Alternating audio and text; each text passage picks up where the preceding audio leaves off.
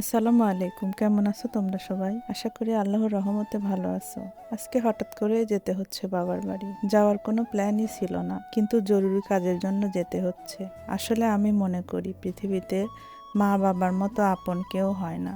তো বাবা মার ভালোবাসা কখনো কোনো কিছুর সাথেই তুলনা করা যায় না। তবে হয়তো বাবা মা কাছে থাকলে আমরা অনেক সময় বুঝতে পারি না তারা আমাদের কাছে কতটা আপন, কিন্তু তাদের থেকে একটু যখন দূরে থাকি তখনই তাদের ভালোবাসাগুলো আরো বেশি অনুভব করি এবং তাদের অনেক মিস করি। আমি আমার আব্বা মাকে অনেক ভালোবাসি, কিন্তু তাদের আজ পর্যন্ত কখনো বলা হয়নি আমি তোমাদের অনেক ভালোবাসি।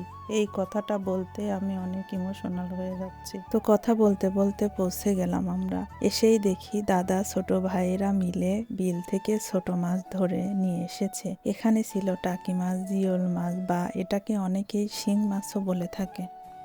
তো সেই মাছগুলোকে সবাই মিলে কুটে বেছে রেখে দেওয়া হলো। তারপরে বিকেলবেলা চাচিমার কিছু কেনাকাটা ছিল, দুজনে মিলে চলে গেলাম শপিং করতে।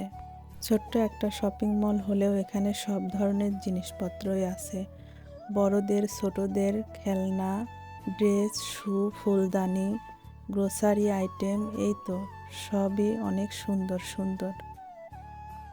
তো চাচিমা নিজের জন্য একটা সোয়েটার নিল, ছোট ভাইটার জন্য গেঞ্জি নিল। কেনাকাটা শেষ আমাদের, এখন বাসায় চলে যাব। আজ এই পর্যন্তই। সবাই ভালো থাকবে, আল্লাহ হাফেজ।